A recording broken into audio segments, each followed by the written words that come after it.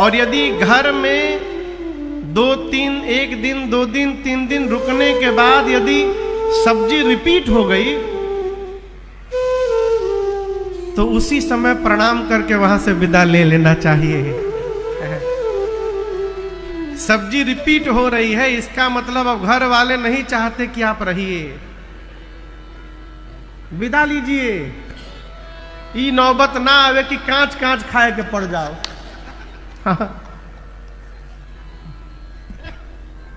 किसी को घर में रखना चाहते हैं तो रोज नया आइटम बनाइए, रहने वाला भी आनंद में रहे कि देखा तन ये बेरा का बनता।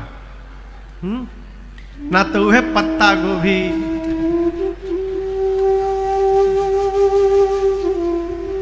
पत्ता गोभी बहुत बढ़िया सब्जी है। कल रात में आज ही सवेरे तो पकौड़ी खाए हम लोग, पत्ते गोभी का होगा ना हो, पत्ता गोभी। एक जगह हम कथा गाने गए, 9 दिन पत्ता गोभी खाए हम लोग, 9 दिन। हाँ डॉक्टर साहब सत्य बता रहा हूं, मैं जगह का नाम नहीं बताऊंगा। जिनको व्यवस्था, बहुत बड़े आदमी ने कथा कराई थी, परंतु जिनको व्यवस्था सौंपी गई थी, भोजन व्यवस्था हम लोगों की, वो एमडी थे, महादरिद्र। आप वाला एमडी नहीं।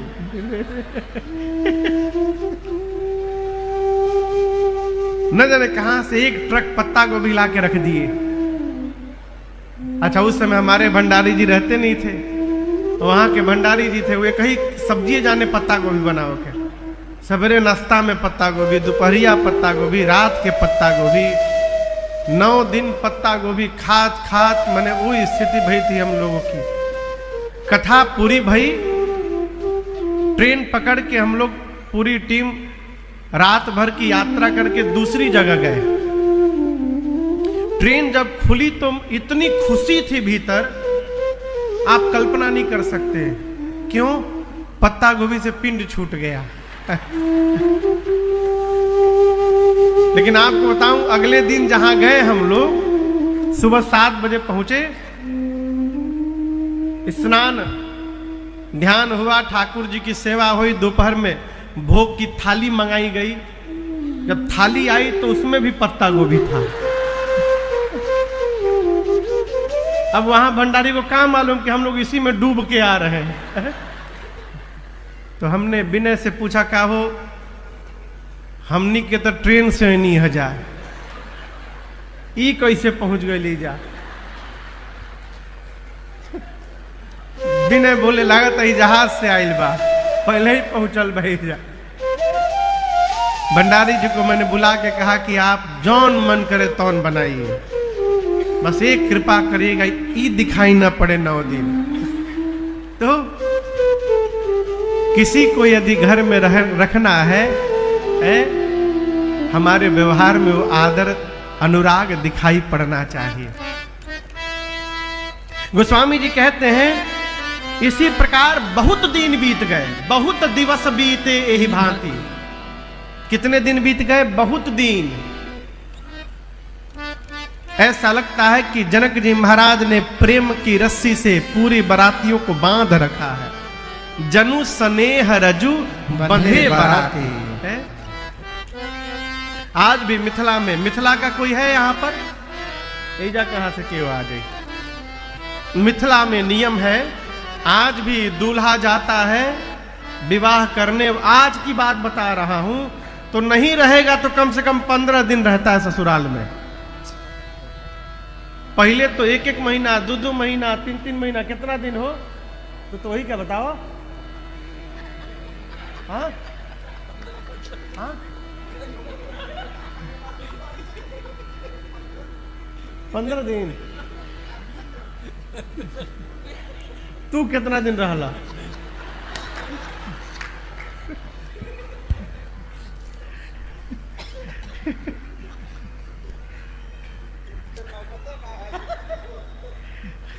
आज भी मिथिला में ये नियम है कि दुल्हा सरकार जाके रहते हैं। आदर सत्कार यदि सीखना है तो एक बार मिथिला में होकर के आइए। क्या बात है?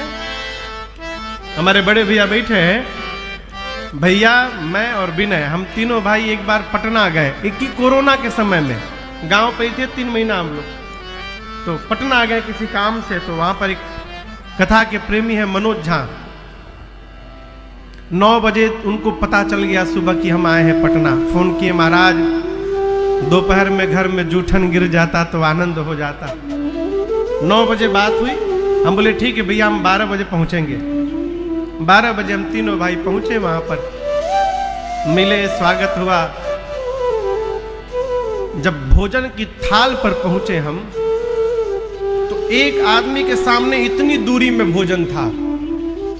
थाली में करीबन 8-9 कटोरी थी, असम में अलग अलग आइटम, और थाली के बाहर 25 कटोरी। 9 बजे सूचना मिली थी कि हम आ रहे हैं 3 घंटे में, 10, 11, 12।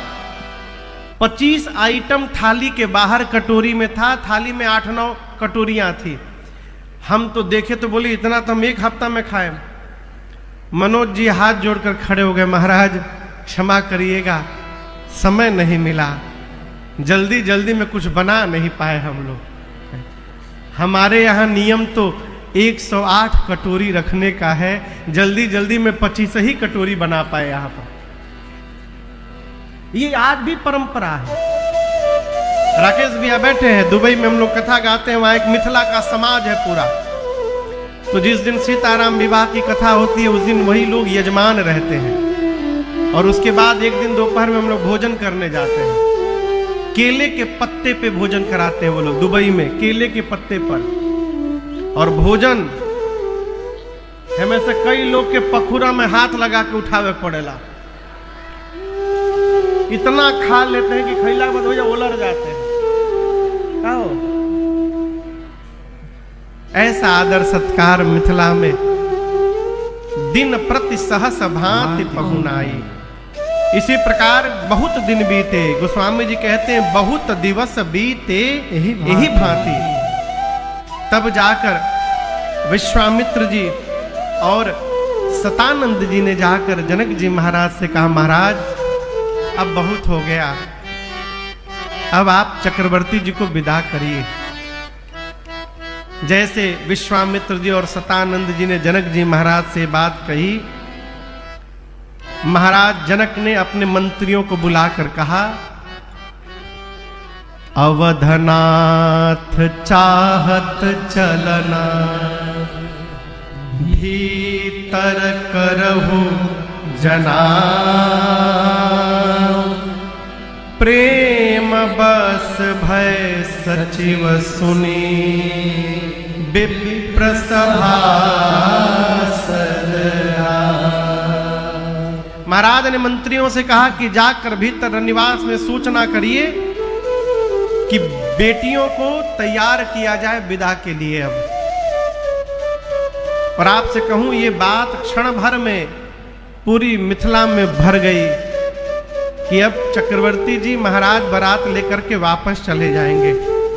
गोस्वामी जी कहते हैं प्रातः काल सूर्योदय के समय खिला हुआ कमल का पुष्प संध्या काल में सूर्यास्त के आने के साथ जैसे कुम्हिला जाता है, मिथिला वासियों का सारा मुख मंडल उतर गया हो। सुने कि अब महाराज चले जाएंगे, हमारे दुल्हा सरकार, हमारी किशोरी जी चली जाएंगी। अब दौड़ दौड़ कर एक दूसरे से पूछने लगे सब मिथिलावासी, क्या क्या सही में जा रहे हैं? सत्य गवन सुनी सब बिलखाने, मनहु साँझ सरसिज सकुचाने। पूरी मिथिला बिलखने लगी, जह जह आवत बसे बराती, तह तह सिद्ध चला बहुभांति।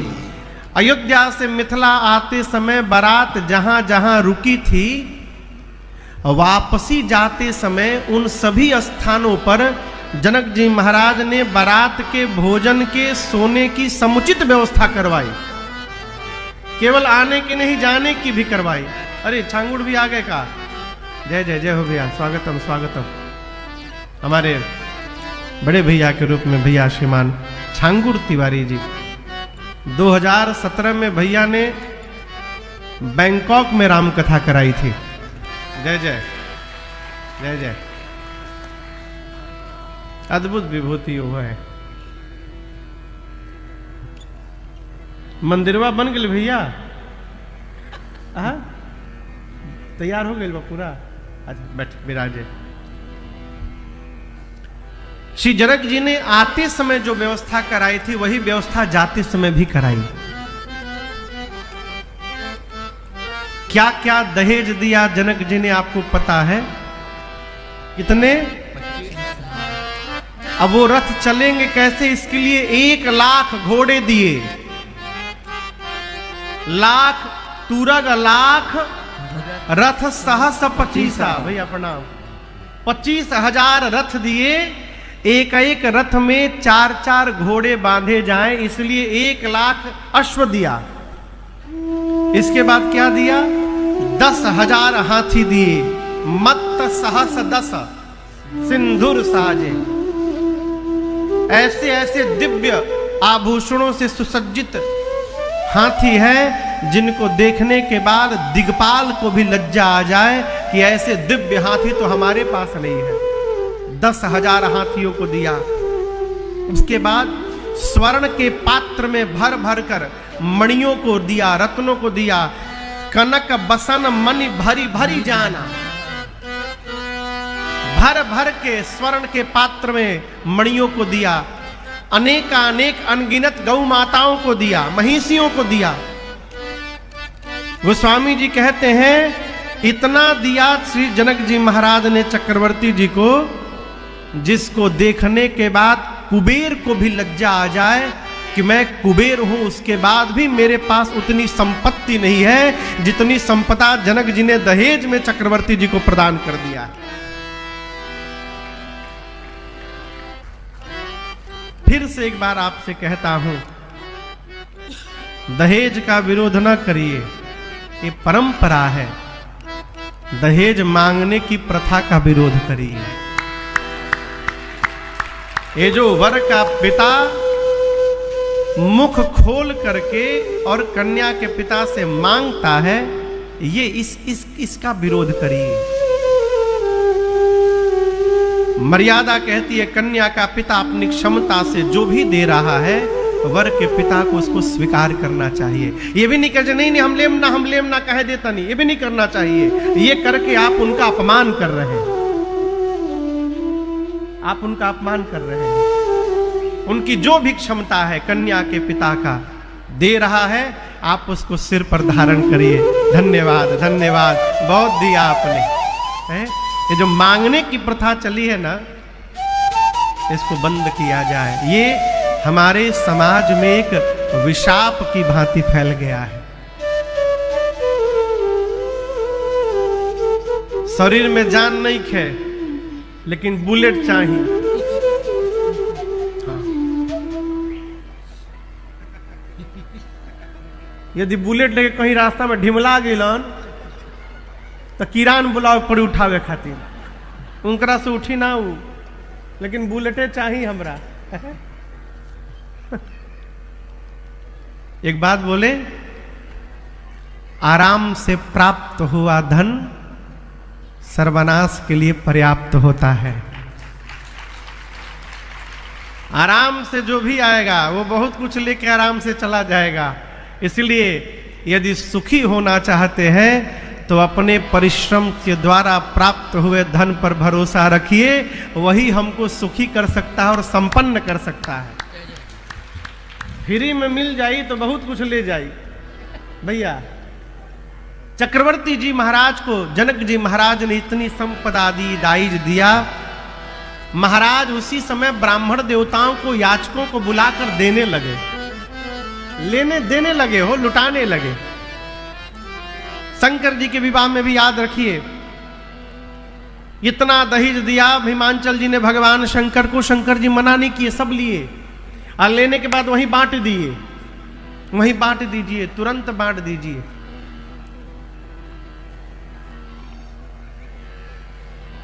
पूजा पाठ कराने के बाद यदि कोई सामान मिल रहा है, कपड़ा लत्ता, गाड़ी घोड़ा, बर्तन बिछौना, कुछ भी मिल रहा है, बोलूं बुरा ना मानिएगा ना, बोलूं बुरा न मानिएगा। यदि कुछ मिल रहा है आपके उपयोग का है तो उपयोग करिए, नहीं तो आप कहीं उसको दान कर दीजिए, दे दीजिए। यदि आप उसको बेच रहे हैं दुकान में तो ये महापाप की श्रेणी में आता है। महापाप, पाप नहीं, महापाप की कोटि में आता है। कि हमके केहू कपड़ा दिहल, हाँ चलो चलो चलो, तुरंत पहुंचाओ दुकान पर, 50% सेल है, महापाप है। बुद्धि भरभष्ट हो जाई हो, है? बचा जाए इससे। कोई दे रहा है उसको स्वीकार, ये भी ना कहिए कि काहे ली लो, हमरा का बढ़िया क्वालिटी के चाहिए, ये भी ना कहिए। अगले की जितनी क्षमता है उसने आपको दिया है, उसको स्वीकार करिए। आपके योग का है उपयोग का उपयोग करिए, नहीं उपयोग का है किसी को दे दीजिए, वो उपयोग करेगा। अनेक प्रकार के लोग हैं। चक्रवर्ती जी ने, महाराज को क्या कमी है, वो दशरथ जी को, चक्रवर्ती जी की संपदा को देखकर कुबेर को लज्जा आती है। उन महाराज के घर में इतना ऐश्वर्य है और जनक जी महाराज दे रहे, दशरथ जी ने मना नहीं किया, सब लिया, जो दिया आपने, बड़ी कृपा की है। ये मर्यादा है। कोई कुछ दे रहा है तो उसको उसी भाव से स्वीकार करना चाहिए। चोखा नियर मुंह नहीं बनाना चाहिए। लेनी हाँ ठीक है बा, अब ठीक बा, अरे ठीक है हो। विदा का समय आया, माताएं बेटियों को गोद में बिठा करके और उपदेश करती हैं, कैसे जाके रहिएगा। मां सुनैना जी कहती हैं मेरी मां किशोरी जी से, होए हो संतत पियहि पियारे। बेटी आप सतत अपने पति को प्रिय होइएगा।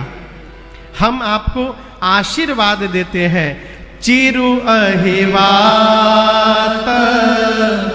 अशीष हमारे।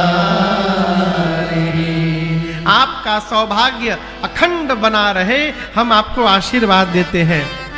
सास की, ससुर की, श्रेष्ठ जनों की सेवा करिएगा। पति के रुख को देख करके व्यवहार करिएगा। सखियां नारी धर्म का पावन उपदेश करती हैं। इधर चक्रवर्ती जी महाराज राम जी से कहते हैं, बारात कहां रुकी है, कहां रुकी है, जनवासे में। कहां रुकी है बारात, जनवासे में। दशरथ जी महाराज ने राम जी से कहा कि भाइयों को लेकर के जाइए महल में और अपनी सासू मैया से विदा मांग करके आइए। राम जी तीनों भाइयों को लेकर चले हैं। और आपको बताऊं, रनिवास की ओर राम जी पहुंचे, पूरी मिथिला की माताओं के भीतर यह सूचना फैल गई कि दुल्हा सरकार रनिवास में जा रहे हैं। और मिथिला की जितनी श्रेष्ठ जिन माताओं का रनिवास में आना जाना था, वो सारी माताएं दौड़ पड़ी और आपस में मालूम है क्या बात कर रही हैं, दौड़ते हुए, अरे को जाने के ही सुकृत सयानी नयन अतिथि की है। माताएं दौड़ रही और आपस में बात करती है, सखी एक बात बोले, न जाने हम लोगों के किस जन्म का पुण्य उदित हुआ है कि ऐसे अतिथि को देखने का सौभाग्य आंखों से प्राप्त हुआ है। हम लोगों का जीवन धन्य हो गया है। एक सखी कहती है, हम एक बात बताएं, हम लोगों के लिए राम जी का दर्शन कैसा है? पूछती है कैसा है? कहती है जैसे कोई आदमी मरने वाला हो, उसका प्राण निकलने वाला हो और उसी समय उसके मुख में अमृत चला जाए। अमृत पान करने के बाद कोई मरेगा? कदापि नहीं, वो अमर हो जाएगा। कहती है मरणशील जिम पाव पीयूषा, प्राण निकलने वाला हो उसी समय अमृत की बूंद चली जाए मुख में, उसी प्रकार हम लोगों के लिए रघुनाथ जी का दर्शन है? जन्म जन्म के भूखे को कल्प वृक्ष प्राप्त हो जाए, उसी प्रकार हम लोगों के लिए राम जी का दर्शन है? जीवन भर पाप करने वाला जीव जो नरक जा रहा था, नरक जाने की जगह वो अंत में भगवान के धाम पहुंच जाए, उसी प्रकार हम लोगों के लिए राम जी का दर्शन है? पूरी सखियां माताएं पहुंची रनिवास में, जाकर राम जी को सखियां उबटन लगाती हैं। भाई न सहित उबटी अनहवाए, छरस असन अति हेतु जेवाए। नाना प्रकार से भोजन कराती हैं। एक सखी कहती है, राम जी अगर यही जा रुआ रहे जेती तो कितना बढ़िया रहे। राम जी बोले कैसे रह जाई, जहां मुनियों के तो घर दुआर बा। लक्ष्मण जी बोले क्या हम हमारे पास घर नहीं, हम यहां क्यों रहेंगे, बहुत रह लिया, अब नहीं रहेंगे। सखियां बोली अरे रहेंगे तो बड़ा लाभ होगा आपका। लक्ष्मण जी बोले कैसन लाभ। सखी बोली अपनी भैया के देखी, भाग्य मनाई मिथिला भेटा गल तो बियाहो हो गई। इतना करिया बानी यहाँ के कहीं बियाह हुई का है? यदि आप यहाँ रह गए तो हम गारंटी से कहते हैं 1 महीने में आपके भैया को गोर बना देंगे हम लोग। ऐसे यदि कोई रोकेगा तो जाने का मन करेगा है? लेकिन आप एक बात याद रखिएगा, जिस मनुष्य को अपने कर्तव्य का बोध रहता है उसको कोई रोक नहीं सकता है? कर्तव्य बोध जीवन पथ पर सदैव अग्रसर करने को प्रेरित करता रहता है। राम जी सुनैना मैया से कहे, अपने सासू मैया से। आप यहां दर्शन करिए, कितनी अद्भुत बात बाबा लिखते हैं। राम जी ये नहीं कह रहे कि मां पिताजी चलने की रचना बना रहे। राम जी ये नहीं बोले कि बाबूजी जाना चाहते हैं। राम जी क्या बोले, मां राव अवधपुर चहत सिधाए। क्या बोले, राव अवधपुर चहत सिधाए। पिताजी रहते तो न जाते, लेकिन जो अयोध्या के सिंहासन पर महाराज विराजमान है वो राजा जाना चाहते। क्यों? राजा का कर्तव्य है कि राज सत्ता संभाले जाकर के। ये नहीं बोले बाबूजी जाना चाहते, बोले राव अवधपुर चहत सिधाए। विदा होने के लिए हमको आपके पास भेजा है, विदा हो न हम यहां पठाए। मां हम आपसे प्रार्थना करते हैं, मातु मुदित मन आय सुदेव। मां प्रसन्न मन से आप आशीर्वाद दीजिए। और एक बात कहे, आप राम को दामाद न समझिएगा, आप राम को अपना पुत्र समझिएगा। बालक दानी करबनीत। राम जी की इन बातों को सुनकर मेरी मां सुनैना जी भावुक हो गई, रघुनाथ जी को हृदय से लगा ली और सीता मैया के हाथ को पकड़कर राम जी के हाथ में समर्पित करते हुए कहा, मां ने, राम आप तो अंतर्यामी हैं, आप सब जानते हैं, हमने तो सुना है आप भगवान हैं। आप सब जानते तो आप ये भी जानते होंगे कि हम अपनी सीता को किस भाव से प्रेम करते हैं। यदि कोई अपराध हो जाए तो अज्ञानी जानकर आप क्षमा करिएगा। अनेक प्रकार से भाइयों के साथ विनय प्रार्थना सुनैना जी करती हैं। राम जी बार बार सुनैना जी को प्रणाम करते हैं। राम विदा मांगत कर जोरी, कीन्ह प्रणाम बहोरी बहोरी। पुनः एक बार आपसे कहता हूं, कहीं भी जाइए तो तन के न रहा जाए, थोड़ा विनम्र होने का स्वभाव बना जाए। लोग अपने घर में तो एकदम दुबके रहते हैं, ससुराल में पहुंचते आग का गोला बन जाते हैं, माना विपत्ति कोई आ गई, आइल बा हो आइल बा उहे आइल बा। ये स्वभाव ठीक नहीं है। राम जी बार बार प्रार्थना करते हैं, प्रणाम करते हैं। विदा का समय आया, चारों बेटियों को माताएं दुल्हन के रूप में सजा करके विदा करती हैं। जनक जी महाराज हृदय से लगाते हैं, पालकी में बिठाकर नारी धर्म का उपदेश करके बारात को विदा करते हैं। श्री चक्रवर्ती जी महाराज बारात लेकर श्रीधाम अयोध्या आते हैं। माताएं द्वार पर आरती उतारती हैं। और आपसे कहूं, कौशल्या मैया बार बार आरती उतारने के बाद राम जी के हाथों को देखती हैं। एक बात समझिएगा, दुनिया की कोई माँ हो, लड़का कितनो पहलवान हो जाए, माई के नजर में लड़का कमजोरे रहता है। एक जगह में कथा में था, एक माँ अपने बच्चे को लेके आई। बच्चा भगवत कृपा से एकदम हृष्ट पुष्ट था, खूब भगवान की कृपा थी उस पर।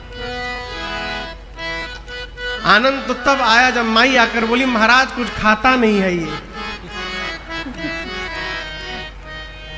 अब माई बोली तो हम लड़कवा को देखे, अब मुस्कुराए देख के। मन में सोचे अब कितना खेबू माई। ये क्या है, मां की दृष्टि में संतान हमेशा कमजोर होती है। कौशल्या मैया बार बार राम जी के अंग को देखती हैं और कहती हैं, ये बड़ी अद्भुत बात। मां बार बार राम जी के हाथ को देखती हैं, उतना भारी धनुष कैसे उठा लिए राम है, कैसे मार दिए ताड़का को, सुबाहु को। मुझे तो लगता है राम कि जानी पड़त गुरु कृपा दृष्टि से, हो गयो संकट पार, निहार जाऊं। ये प्रसंग कह रहा है कि हमारे घर में हमारी संतान कितनी भी बड़ी उपलब्धि क्यों न प्राप्त कर ले, उस संतान को बार बार ये आभास कराइए कि ये आपके गुरु के, भगवान की कृपा से संभव हुआ है। आप समझ रहे हैं मेरी बात को? बच्चा बचपन में यदि इस भाव में प्रवेश कर गया तो जीवन पर्यंत भगवत कृपा का अनुभव करता रहेगा। होत का है, लड़का यदि 99% नंबर ला दिया तो माई बाप पूरा खानदान मिठाई का डब्बा ले लेके सब हितई घूमत है। आजाद आकर कहते हैं, इतनी मेहनत की बच्चे ने, आप सोच नहीं सकते, इतनी मेहनत की। और कहीं यदि नंबर गड़बड़ाया तो वही माई बाप के, फिर वो नहीं जाते, फिर हितई नितई उनके घरे आते हैं।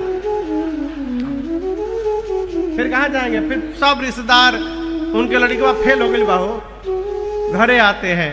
फिर कहते अब क्या बताए, मेहनत तो बहुत किया था, भगवाने को मंजूर नहीं तो क्या कहेंगे। अरे 99% आया तो तुम एक बार भी याद नहीं किए, भगवान की कृपा से हो गया। अब फेल हो गया तो भगवान को बर्दाश्त नहीं, इस स्वभाव को बदलिए। बच्चे कोई भी उपलब्धि प्राप्त करे उनको शाबाशी दीजिए और ये कहिए कि आप पर भगवान की कृपा है कि आप इस स्थान पर आज पहुंचे हैं। बचपन से स्वभाव बन गया तो हमेशा उपलब्धि में भगवत कृपा दिखाई पड़ेगी, और जब उपलब्धि में भगवत कृपा दिखाई पड़ेगी तो हमको शिखर पर भी जाने के बाद अभिमान होने वाला नहीं है। अभिमान नहीं हो सकता। मां कौशल्या कहती है कि जो कुछ भी हुआ है ये सब गुरुदेव भगवान की कृपा प्रसादी है। राम रात्रि आई, रात का समय आया। श्री दशरथ जी महाराज सभी रानियों को बिठा करके, चारों बच्चे और चारों बहुएं बैठी हैं। अब बिठा करके दशरथ जी महाराज जनक जी की प्रशंसा करते हैं। यहां तो गोस्वामी जी कहते हैं, जनक राज गुण शील बड़ाई प्रीति रीति संपदा सुहाई, बहुविधि भूप भाट जिमि बरनी। जिस प्रकार भाट बिरुदावली गाते हैं उस प्रकार दशरथ जी महाराज जनक जी की बिरुदावली गा रहे हैं, खूब प्रशंसा करते हैं। ये कथा कह रही है, कहीं जाइए तो वहां से आके प्रशंसा करिए। क्या करिए? प्रशंसा करिए, कमी न देखिए। ये ना कहिए कि पनीर की सब्जी में नमक ज्यादा हो गया था, तब 12 ठे रोटी खाए हैं। कई लोग का स्वभाव, जहां जाते हैं खाली कमी देखते हैं। कमी ना देखिए, अच्छाई देखिए। कथा आपको सुनाऊं। एक आदमी कहीं भी जाता था ना, तो वहां से जब भोजन करके आए तो घरवा वालों से कहते थे, अमृत खिलाया, अमृत। क्या भोजन कराया उसने, आज तक ऐसा भोजन कभी किया ही नहीं। कहीं से भोजन करके आवे तो घर वाले को यही सुनावे। घर वाले मने मने जले बोले, अपने खा के चले आते, हम लोग को सुना के जलाते हैं। एक दिन पत्नी बच्चे सब तैयार हो गए कि आज हम भी चलेंगे खाने। पीछे पड़ गए तो लेकर गया, कहीं से निमंत्रण आया था। अब दैव संजोग कहिए, उस दिन अमृत तो छोड़िए, पूड़ियों पर आफत हो गया था। ठीक से पूड़ियों नहीं भेटाया। केहू अचार से खाइल, केहू रसा से बोर बोर के खाइल। अब घर वाले तो अमृत सोच के गए थे, नाना प्रकार का आइटम मिलेगा, यहां कुछ नहीं मिला। रास्ते भर बच्चे उसको कोसते हुए आए। अब पता चला आप कौन सा अमृत खाते हैं। घर आया तो रात को पत्नी ने पूछा, ये बताइए आप झूठी प्रशंसा क्यों करते हैं? हाँ, हो सकता है कहीं मिलता भी होगा, लेकिन जहां ठीक से भोजन नहीं करते वहां से भी आकर कहते हैं कि अमृत खाया हूं, ऐसा क्यों करते हैं? उस आदमी ने कहा, भाग्यवान जिसके घर से मैं भोजन करके आता हूं, उसका नमक खा के आता हूं।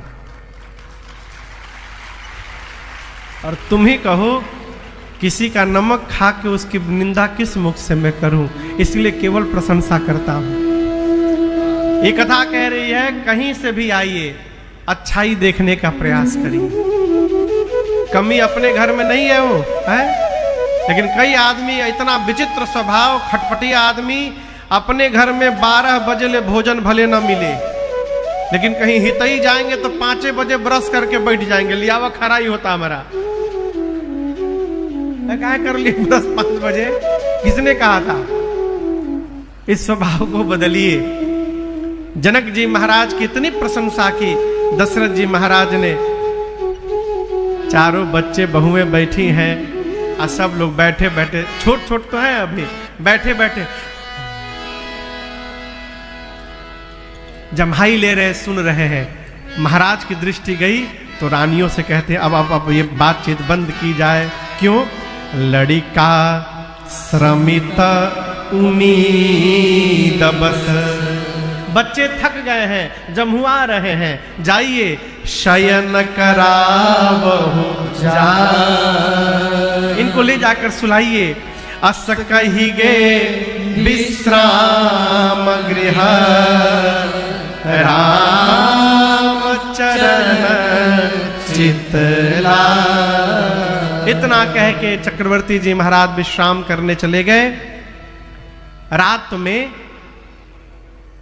कौशल्या मैया ने राम जी से एक बात कही। राम सबके सामने नहीं कह सकती थी, आप भगवान हो ना, तो बेटा ब्रह्मा जी से एक मेरी बात कह दो ना। राम जी बोले, कौन सी बात मां? कौशल्या मैया बोली, राम जिस दिन से विश्वामित्र जी आपको लेकर गए, उस दिन से लेकर आज तक जितने दिन बीते हैं, आप ब्रह्मा जी से कहिए ना कि ब्रह्मा जी उतने दिन को हमारे उम्र में न गिनेंगे। राम जी बोले, क्यों मैया? कौशल्या मैया कहती है, राम जो दिन आपको देखे बिना निकल गया, उस दिन का जीवन में कोई अर्थ नहीं होता है, वो व्यर्थ हो गया। तो वो दिन हमारे उम्र में न गिने जाए। राम जी मां को संभालते हैं। प्रातः काल हुआ, कल कंगन छुड़ाया गया। कंगन समझते हैं ना, ब्याह के समय हाथ में धागा बांधा जाता है, कलेवा। अगले दिन गांव के देवी देवता का दर्शन करके उसको छोड़ा जाता है। कल कंगन छुड़ाया गया। बारात के आने के बाद 6 दिनों तक श्री विश्वामित्र जी अयोध्या में बने रहे। 7वें दिन विश्वामित्र जी ने महाराज से विदा मांगी, और आप दर्शन करिए, जैसे विदा मांगा दशरथ जी महाराज पूरा परिवार लेके, रानियों को लेके, बेटों को लेकर, अब बहुओं को लेकर विश्वामित्र जी के सामने हाथ जोड़ के खड़े हो गए और क्या बोले? नाथ सकल संपदा तुम्हारी, मैं सेवक समेत सुत नारी। श्री दशरथ जी महाराज हाथ जोड़कर कहते हैं, नाथ आज मेरे जीवन की जो संपदा है, ये सारी संपदा आपकी कृपा प्रसादी है। तो क्या दशरथ जी के पास पहले संपत्ति नहीं थी? विश्वामित्र जी के आने के पहले क्या दशरथ जी के पास कोई संपत्ति नहीं थी क्या? कहिए। तो ये कौन सी संपदा की बात कर रहे हैं? कहते नाथ सकल संपदा तुम्हारी। संपदा क्या है? जीवन में किसी भी परिस्थिति में रहने के बाद भी यदि हमारे मन में आनंद बना हुआ है तो हमसे धनवान संसार में दूसरा कोई नहीं हो सकता। ये जीवन की असली संपदा है। महाराज देखे, मेरे चारों बच्चों का विवाह हो गया, घर में बहुएं आ गई, आज जो आनंद महोत्सव चल रहा है, हे मुनिवर ये आपकी कृपा प्रसादी है। अब मैं सेवक समेत सुत नारी, मैं अपने पूरे परिवार के साथ आपके श्री चरण का सेवक हूं। इसके बाद वाली बात और अद्भुत है।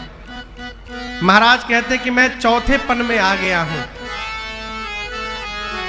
क्या पता कल रहूं कि न रहूं।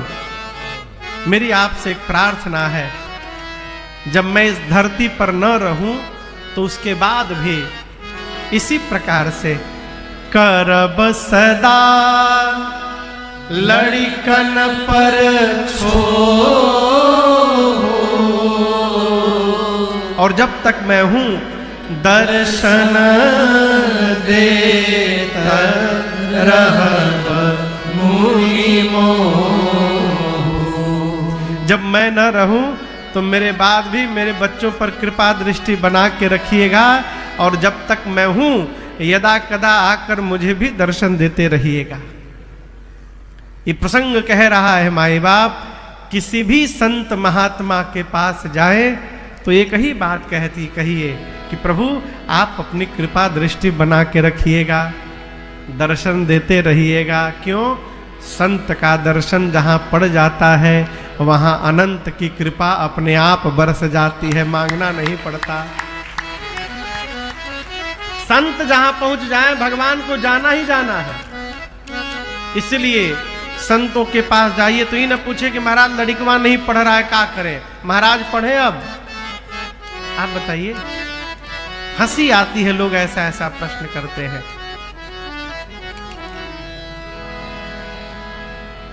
भोपाल में महाराज श्री की राम कथा चल रही थी, मुझे याद है। एक माई मिलने आई, प्रणाम करके बोली महाराज पूरा पेटवा बथता, हमार